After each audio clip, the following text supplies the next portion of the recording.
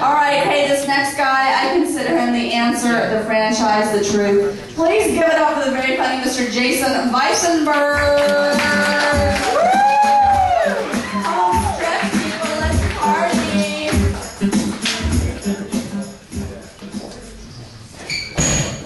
What's up, everybody? Has anyone seen that Bowflex commercial where the guy goes, you know, I gave all my fat clothes to my fat friends. What does his friend think when he finally sees his commercial? Wouldn't that just be a little offensive? Like, maybe this guy got inspired with all these new clothes, right? You know, he's got his life together. He's got a girlfriend now, and they're just sitting there watching that commercial.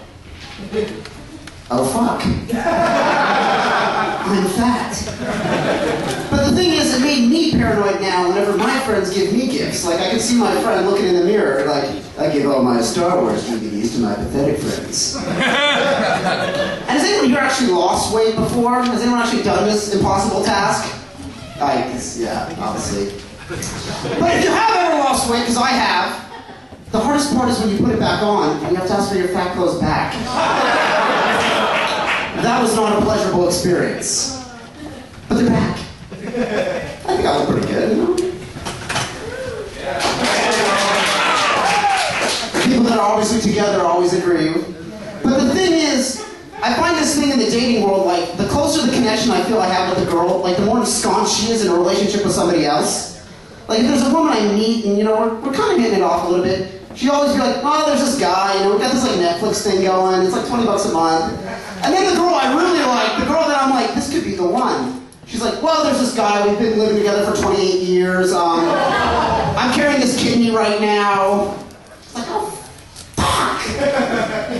Can't I catch a break? And the worst thing is this bullshit, too, when you talk to women, you go out, you know, you go out of your way, you think, maybe I'll do it today, today'll be the day. And then she just looks at you and gives you some bullshit thing like, this one woman's like, oh, you're not in my league. When did we get into leagues? I missed a lot of stuff in high school, but I swear to God I would have showed up on the league sign-up day for the rest of your fucking life. I think I might have showed up for that.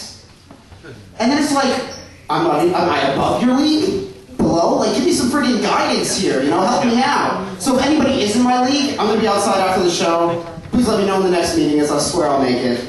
I lost time, I'm sorry. Does anyone... Well, we've already gone over this. Nobody works. Okay, we'll just come to it. I'm like the only one here. I'm up here on stage. I have another job. I'm like twice as efficient as all of you combined. But the thing about work is there's all this, it's like it's bad enough that you have to work. Now there's all this extra stuff. Like where I work, they have this like big survey. Bullshit. Yeah! Correct! From my coworker to my mouth, bullshit. And it's like you work so hard for the survey. Like one person actually filled out the survey for me. And it was like, he was a perfect gentleman, 4 stars. But Where the fuck is the 5th star? He said perfect gentleman. That's not 4 stars, that's 5 fucking stars. And then the other thing too is like, you mentioned the survey to people, and I was like, I'll fill it out, first thing I do when I get home. First thing I do is I'm gonna put your name on it. And then like months go by and you're like, what happened to these people? Like I'm watching the news, like, people came shopping, then we're all stabbed and murdered. Wanted to fill out store survey for 4 associates. That never happens. But like, who wants to go back to work tomorrow morning, right? There's no inspiration. This one place I used to work though, they had it down pretty good. Like, the work week sucked, but if you made it all the way to Friday, there were bagels. And for a Jew, this was some very appealing stuff. So I'd be like, Monday sucks, but fuck it, Friday, I show up on time, bagel, my direction. Why can't we just do Muffin Mondays? First of all, it's alliteration, and second of all, who doesn't like muffins? There's bran muffins, chocolate muffins, you put a carrot cake in it. But no Muffin Mondays, no Taco Tuesdays, none of that. And bosses treat you like crap. I have this friend, she worked on this particular television show, it's been in the news a lot, their ex-star, he's been winning lately. And she worked on the show, she worked on 2.5 Men, and it was funny because she used to complain to me how big a prick like Charlie Sheen is, like every day. Until Christmas, he bought them all iPhones. And then all of a sudden, tone flipped. She's like, no, he's not that bad a guy. So I went out and I bought her a Wii. Now I totally treat her like shit every day. It's awesome. Anytime she complains, I'm like, you got the Wii? It's good enough, right? there's no reason for people to treat other people badly. Well, there is. I'm Israeli, and so that's kind of what we do really well. But I don't condone it, but this is what they do, and it's funny because I'll tell them, like, I try to identify with them and, you know, bond and be like, I'm Israeli too. They're, no, you're not. Oh, shit.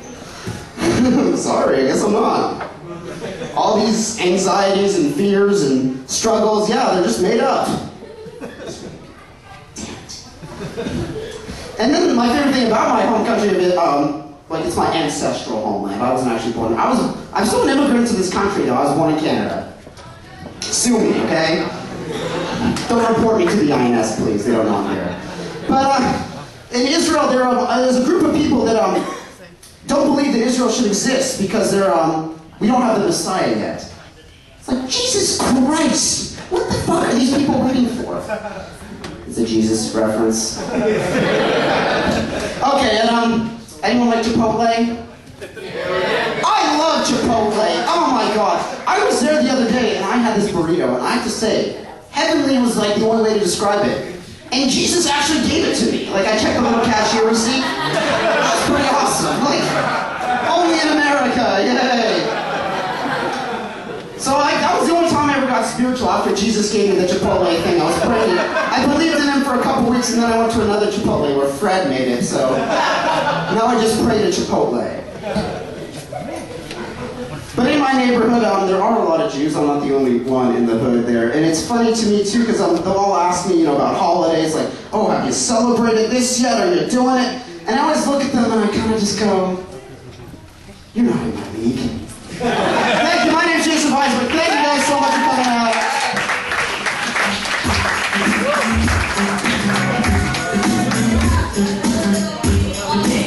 Show today.